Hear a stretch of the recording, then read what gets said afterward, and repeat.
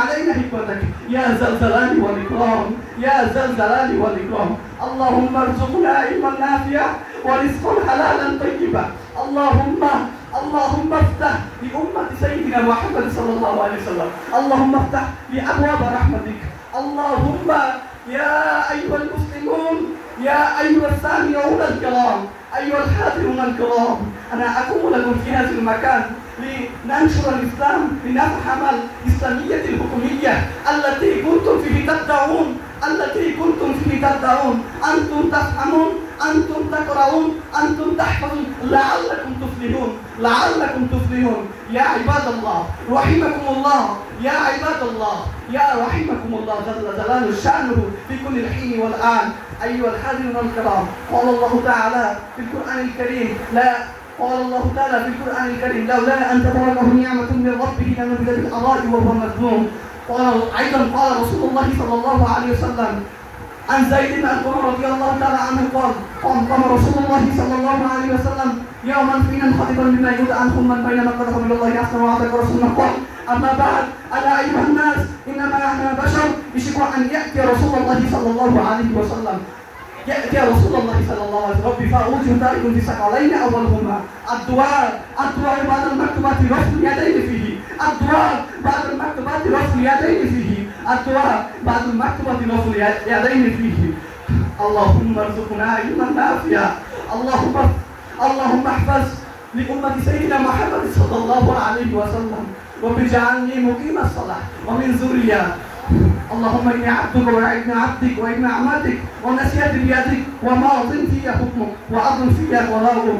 أسألك بكل اسم ولك سميته قضاؤك أن تجعل القرآن عظيم ربيع قلبي ونور صدري وجعل جزئي وذهب عني إلا أذهب عز وجل وأحم وأبدل ما كان جزئي فرحا. قالوا يا رسول الله ينبغي لنا أن نتعلم هؤلاء الكلمات، أجل ينبغي لمن سمعهن أن يتعلمها.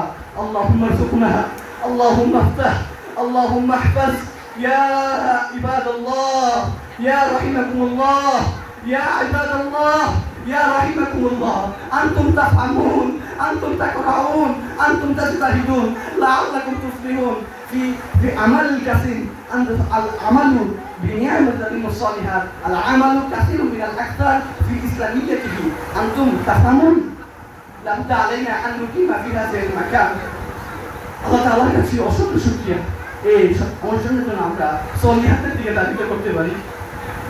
আমরা উদ্দেশ্য ছিল না কাকে ইন্ডিকেট করার কথা বলা আমাদের উদ্দেশ্য ছিল না।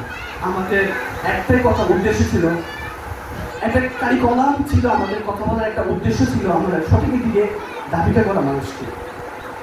এটা কোনো অরাজনৈতিক সংকট নয়, রাজনৈতিক লক্ষ্যে প্রতিষ্ঠিত করা হয় নাই। আপনাদের কাছে দোয়া কামনা প্রার্থনা করি এটার জন্য আমরা সঠিকভাবে এই অনুষ্ঠানটাকে আমরা সফলতার সাথে করতে পারি। এটাই আমাদের চাওয়ার একটা অভ্যন্তরীণ একটা মাধ্যম, আমাদের মানুষের একটা পরিচয়ক আমরা বলতে পারি। আল্লাহ তাআলার কাছে চাই যেন আমাদেরকে সঠিক বুঝদান করে এই থিসিসের উপর যেন আমরা চলতে পারি, এনভায়রনমেন্টের উপর থাকতে পারি।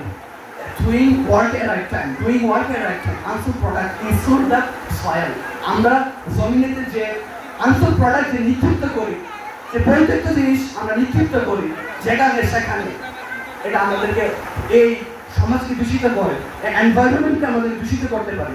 পলিউশনের মাত্রা আমরা যদি জাতিসংঘের দিকে লক্ষ্য করি, নন গভর্নমেন্ট অর্গানাইজেশনের দিকে লক্ষ্য করি, আমরা বুঝতে পারবো যে পলিউশনের মাত্রা কতটুকু পর্যন্ত গিয়েছে।